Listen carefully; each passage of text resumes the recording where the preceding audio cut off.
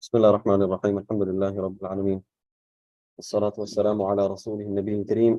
So previously, last week we discussed about the fara'id of actually prior to that we mentioned about some history behind this book and about my fiqh also. And now inshallah, and then we discussed some of the fara'id of wudu. The fara'id of wudu are 4, and thereafter today inshallah we'll be continuing on with rather, the last thing we discussed last week was also about wiping over socks, right? And which socks are permissible to be wiped over and which socks are not permissible. And I mentioned the opinion of all the 4 madhahib, not just our madhab, but the other madhahib as well. So now we'll discuss, inshallah, the sunnah actions within the wudu. وسنن الطهارة غسل اليدين ثلاثا قبل إدخالهما الإناء إذا استيقظ المتوضي من نومه. So the first is to wash your hands. The first sunnah is to wash your hands up till your wrists. This is, of course, if a person is using the bathroom and so on, one sunnah is to wash your hands after using the bathroom. A second sunnah is washing your hands before. So they can be the same or they can be separate. Right? Sometimes, for example, the wudu area is separate from the bathroom, for example, and so you wash your hands in one place, and then you go and you do your wudu in a separate place. So just to do, when you begin your wudu, washing your hands there is sunnah. The second, tasmiyatullah ta'ala fi ibtida' al-wudu. The second is to take the name of Allah ta'ala in the beginning of the wudu. So regarding saying Bismillah, as I mentioned, according to some scholars, they make it necessary. They say it's fard. Our scholars, we say that no, it's only sunnah. It's something recommended. Now, how would you say Bismillah in the bathroom, right? So one option is that you say Bismillah before entering the bathroom. Another option is that you say Bismillah in your heart. You don't have to verbalize it. Obviously, in the bathroom, you should not take the name of Allah Ta'ala. So therefore, either you say it outside of the bathroom, or once you go inside the bathroom, you say it in your heart. So that's take the name of Allah Ta'ala. There's a hadith Rasulullah sallallahu alaihi wasallam, he says, La wudu'a liman lam yusammi Allah Ta'ala. That there's no wudu for the one who does not take the name of Allah Ta'ala. Meaning that there's no reward in that wudu. Right? So there's a lot of reward if you say Bismillah before you begin the wudu. Just to say Bismillah, and on the topic of saying Bismillah, in another hadith, Rasulullah sallallahu alaihi wasallam says, "Kullu amrin dhi balin lam yubda bi Bismillahi fahuwa abtar aw aqta'."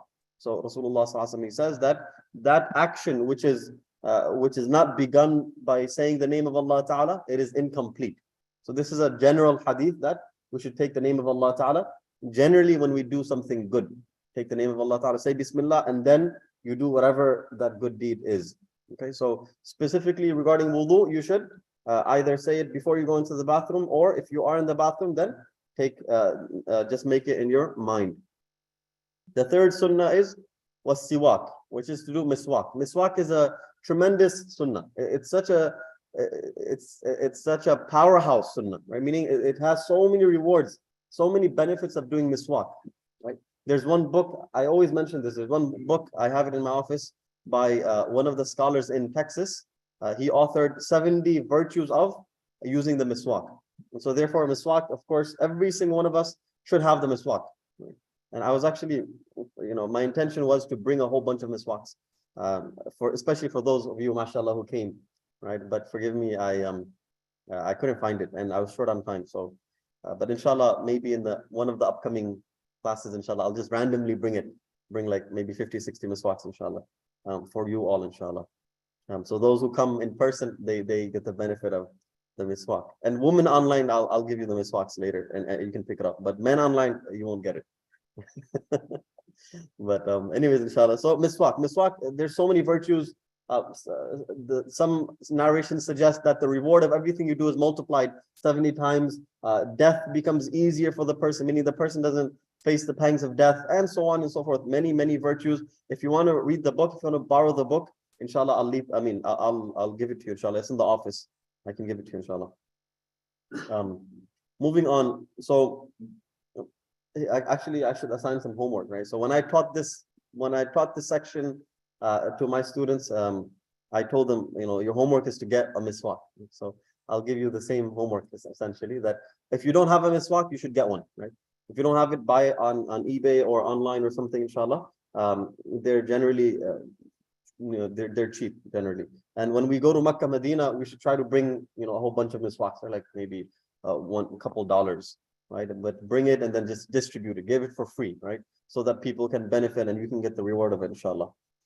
There's one hadith, Rasulullah sallallahu alayhi wa sallam, he says, لولا أن أشق على أمتي لأمرتهم بالسواك عند كل وضوء. He says that if I were not to make it difficult on my ummah, right? I didn't want to make it difficult on my ummah, otherwise I would have commanded them to do miswak at every single wudu. At every single time that they make wudu, I would have made it mandatory for them to do miswak. But out of shafaqah, out of kindness for us, Rasulullah sallallahu alaihi wasallam did not make it mandatory, but instead it's something which is sunnah. So all of us, we should have the miswak, and this is as I mentioned, many virtues for it. According to and there's some detail, but I'll skip over that. Well, the fourth is to gargle. Gargling, this is also a sunnah. The fifth and fourth are same, which is fifth is putting water into the nostrils. So putting water into the nostrils and gargling, these are two separate sunnahs, and we should do them. So we're following the order here, right? So you wash your hands, you make intention, you use the miswak, you gargle, and then you put water in your nostrils. And how far into the nostrils? Just so that where the bone is, you see the bony part of your nose, that's where it should reach. If it doesn't go there, and if you don't want to sniff water too far up, then you can just use your fingers as well, inshallah. But essentially using gargling and putting water in your nostrils. These generally we should do it properly and do it well. But when you're fasting, you should be careful and make sure that the water does not go down your throat. So generally you should gargle. Gargle meaning like putting water up to like your throat, right? But when you're fasting, obviously keep it within your mouth. Don't allow it to go down your throat. Same thing when you're fasting, make sure the water doesn't go too high up in your nostril. And then if it goes down, that'll break your fast. So the sixth is masful udunain. The sixth is to wipe the ears. So we discussed this last week also a bit, but to wipe the ears, the inner part of the ears and also the outer part of the ears. Right? These are. I mean, it's sunnah muakkada to wipe the ears. وَتَخْلِيلُ اللِّحْيَةِ, and also to the seventh sunnah is to do khilal of the beard, which is to run your fingers through the beard, right? So generally it's done like this, right, from the inside out. Generally, that's the recommended method of doing takhlilul lihya.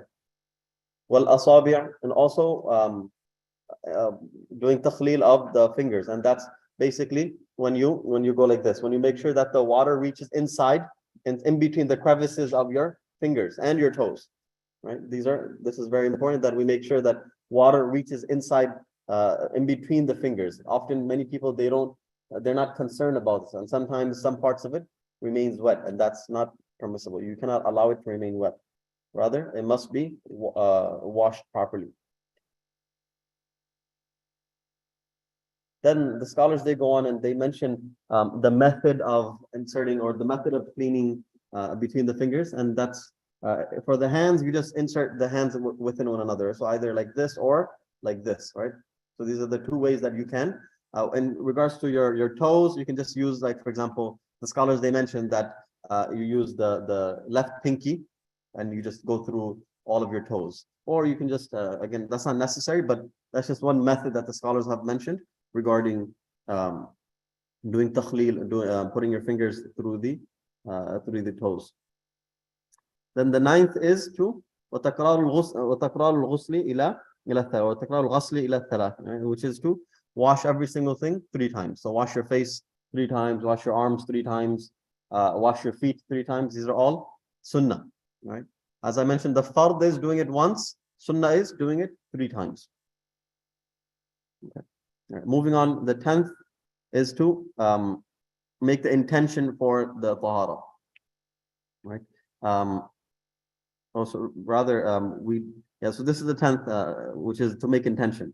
So as I mentioned, according to some scholars, it's necessary, it's fard. According to us, we say that it is sunnah. It's not fard, but rather it is sunnah according to us. So you make this intention, and you take the name of Allah Ta'ala. These are both different sunnahs. وَيَسْتَوْعِبَ رَأْسَهُ بِالْمَسْحِ. You should wipe your entire head when you're doing masah. So the method of doing it is, for example, the method of wiping the entire head. So this is just a simple procedure, right? You take your hands and you divide into 3 sections, right? So just to utilize the entire hand, basically, you use these 3 fingers to wipe the top of your head, and it goes all the way back. Okay. Then you use the palms to go and do the sides of the head, and then you use your fingers to do the inside and outside. And the back part of your hands remain, and so you use the back part of your fingers remain, and so you use that to wipe your neck, which is coming up as well, inshallah. But basically, that is one method of wiping the entire head in one swoop, essentially. One way you can just wipe the entire head, and including the ears, you can do both together, and of course the neck, the nape as well, inshallah. So this is one method of doing it. If you decide to do it separately with different waters, it's fine, but it's better to do it in a way that minimizes the waste of water. So that's the method of doing or wiping the head. وَيُرَتِّبَ الْوُضُوء فَيَبْدَأُ بِمَا بَدَأَ اللَّهُ تَعَالَى بِذِكْرِ. And so therefore, the 11th, 10, 11, 12th. The 12th sunnah is to do wudu in tartib, meaning to maintain sequence in your wudu. To maintain sequence. That you, for example, however Allah Ta'ala mentions in the Quran, that's the way to do it. So for example, you'd wash you'd wash your face first, then you wash your arms, then you wipe your head, and then you wash your feet. Okay. So according to us, this is sunnah. But according to other scholars, it is fard. So they say that it's necessary to maintain the order. We say it's not necessary. So I spoke about this last week, that for example, someone, they have an opportunity to wash their feet outside or somewhere, and then later they go and wash their face and arms and do masa of their head. That's okay, right? But according to other scholars, they say no, you must do it one after the other. So this makes it easy for us that you're able to do things one after the other without, or you're able to mix between the different requirements. That way you're not limited, right? And your wudu is not as difficult. So especially when people travel, this becomes a challenge. So you're not required to maintain tartib, but if you do, maintaining tartib is sunnah. It is something good. You generally should do it, but if there comes a necessity, then you can, of course, forego that. Wabil mayamini, and also starting with the right, for example, washing your right arm first, washing your right foot first. These are all sunnahs as well. What tawali? Tawali means being consecutive, right? Doing things one after the other. This is also a sunnah. Now, sunnah according to us, according to other scholars, it's fard. Right? You must do things consecutively without allowing the other parts of your body to dry up. According to us, it's sunnah. So for example, if someone washes their face and then later, 5 minutes later, they wash their arms, 5 minutes later, they wipe their head, 5 minutes later, they wash their feet. According to us, it's okay. Right? It's perfectly fine. But according to other scholars, they say no. Right? And so this is where it also makes it easy for, especially when you're outside and not in the comforts of your home. You can separate between the different actions. And lastly, lastly, this is the last one, that you wipe the back of your neck, which is the nape. Right? You wipe your nape. So as I mentioned, that you would do it in the method that I showed, you would do it the back of your fingers. But of course, that's the best way to do it. So all of these are considered sunnahs, except starting with the right side. Some scholars, they say that it's mustahab, it's recommended. This is just like something which is good to do, meaning sunnah ghayr mu'akkada. Otherwise, everything else is sunnah mu'akkada. It's an established, emphasized sunnah of the Prophet ﷺ. Only starting with the right, this is something that was the habitual practice of the Prophet ﷺ, that he would always do with the right hand or the right side first. And so therefore, that's considered as not as emphasized as all the other sunan. Okay, so everything else that I mentioned, those are all sunnah mu'akkada, those are emphasized sunan. And so therefore, we should try to generally maintain these sunan. All right, now I'll take a couple of questions, inshallah, and then we'll wrap up for today. Yes. Well, when making intention, would you also be able to make intention for multiple things? Like if I'm making the intention to make this review for Salah, and then I'm also planning on reading the Quran later on. Yeah.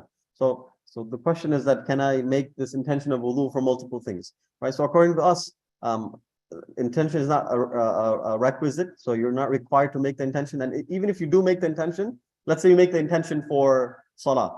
With that wudu, you can do everything that requires wudu. You can read Quran, you can do whatever you need, but it's not limited to that one action that you do. So let's say I made the intention, I'm making wudu for praying Salatul Isha. That doesn't mean that I cannot pray other prayers with it. It doesn't mean that I cannot read Quran with it, but rather you can do other things with it as well. But good question. Yes. How long does wudu last? Wudu lasts until you break it. Right. So next, perfect segue to the next next week's topic, which is the things that break wudu. Next week, inshallah, we'll be discussing those things that break wudu, inshallah. And that's very important for us to understand. Yes. One second. Yes. How to use miswak? Good question. Generally, you just be careful. Don't brush too hard. I have a bad habit of brushing with the toothbrush, also the miswak too hard. So sometimes I make myself bleed. But you should be careful. Just brush softly over your teeth and gums. Begin from the right side, and then you do the left side. But yes, any way is permissible.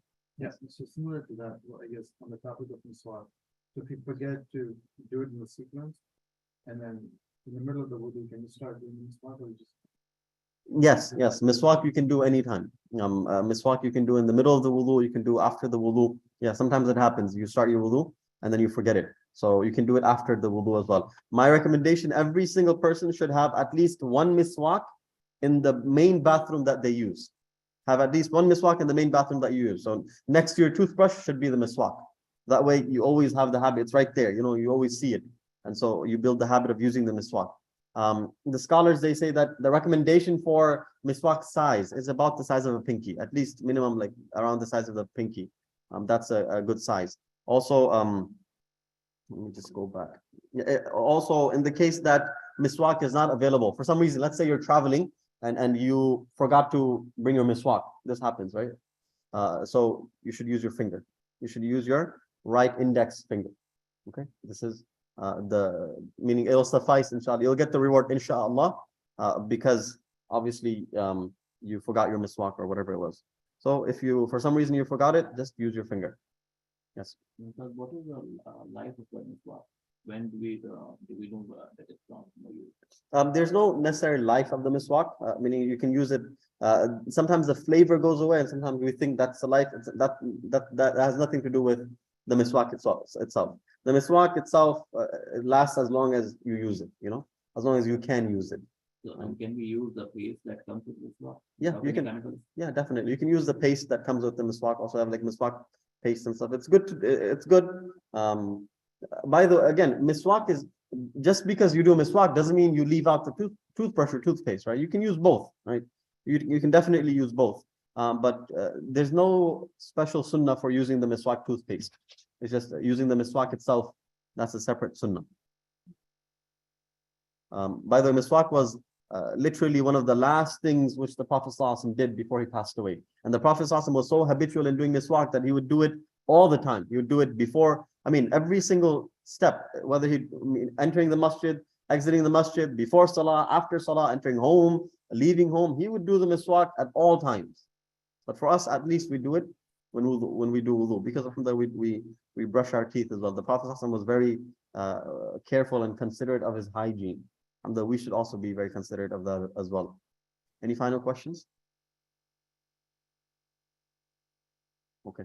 I know this is just to mention, I know this is like a public class in the sense that I haven't done registration or anything like that, but I would like some people to be dedicated. I need some people who will be regular students, you know, whether others join or not. We have like 15 people online, about like maybe 30 people here, alhamdulillah, which is good, mashallah, right? But I need at least like 10 people, I would say, who will make intention to come regularly, inshallah. So if you can, inshallah, I want to see a show of hands, inshallah, those who are. ready to come regularly, just raise your hand a bit high, inshallah, so I can see. Okay, good, mashallah. So if I don't see you, I will contact you, inshallah. Okay, inshallah. Okay, good, mashallah. Good. Sorry? Yeah. Question, can toothbrush be counted as miswak? No. Scholars, they say that that's one sunnah is, Hasnain by inshallah, I'll see you next week, inshallah, in person. Toothbrush can be, the sunnah of hygiene or oral hygiene, that's a separate sunnah, and then miswak is a separate sunnah. So how to store the miswak? There's no like special way to store the miswak. You can store it anyway. So the miswak paste cannot be a substitute for the actual miswak. Yeah, this miswak paste is not a substitute for the actual miswak. Inshallah. If you have any further questions, inshallah, you can